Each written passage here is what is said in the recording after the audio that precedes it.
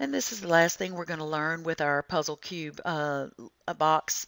We're going to learn how to do revolve. So I'm going to actually start with, we're going to put a knob on top of this.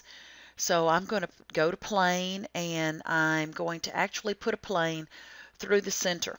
If you do it through while it's in the part, there's a place right here that says mid plane between two others. But what I'll do is I'll say parallel to a plane through a point.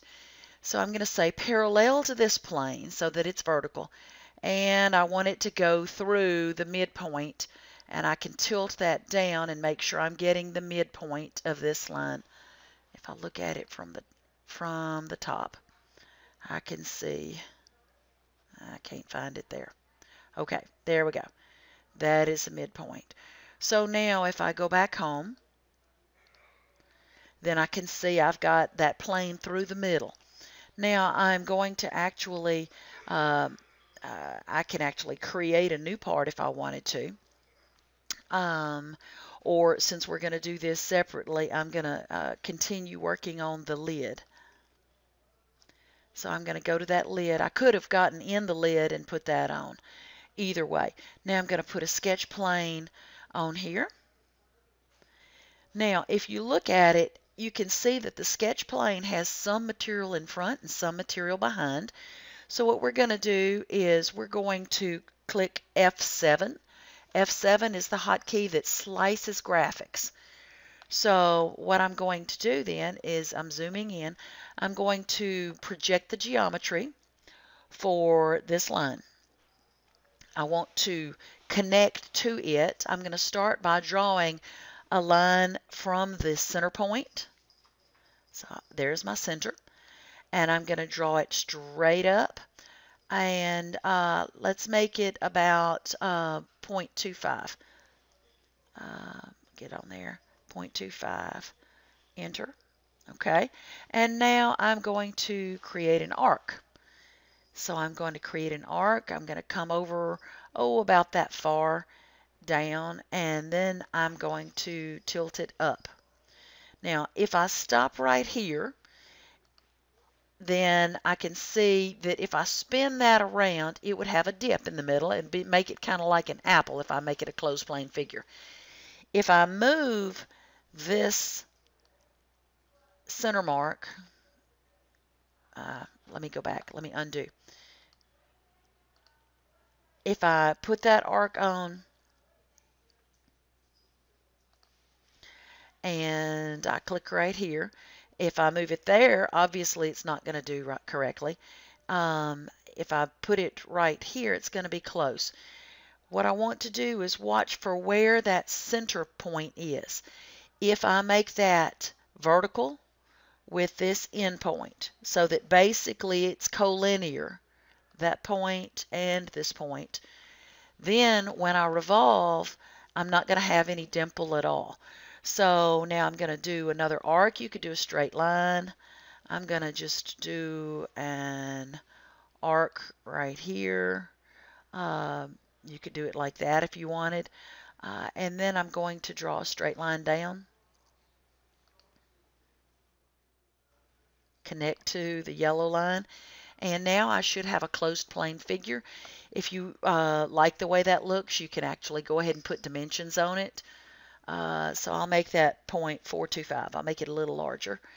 And I'll make this one 0.15, just to make them nice round numbers. And then I can change and put the length of that. I'll make it 0.2.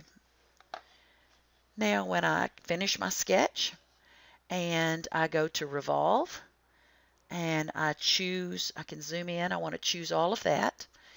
I'm going to revolve it around this axis. I can click axis, and I want a full revolve so that it goes all the way around, and hit enter.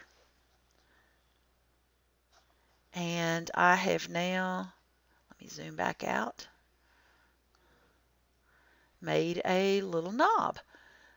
If you wanted to draw a straight line from in a straight horizontal line from the first arc, you could. whatever makes you happy. And so now I can take the visibility off the work planes. And so I'm going to save the lid, return to the assembly. I'm going to take the visibility off of this work plane.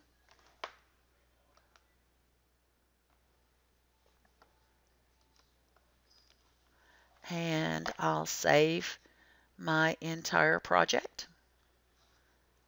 Well, the visibility isn't gone yet.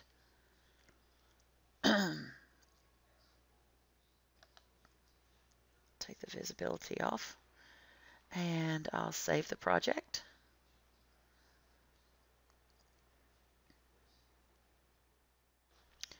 And I could open the lid. I'm going to minimize this part, or that assembly. I'm going to open my lid as a separate part. That's lid 3. And so if I open it up, I'll have to take the visibility off of each of these work planes again. And the reason I'm doing that is so that you can see your part more clearly. And you can actually take it, tilt it. You can see the inside of the box.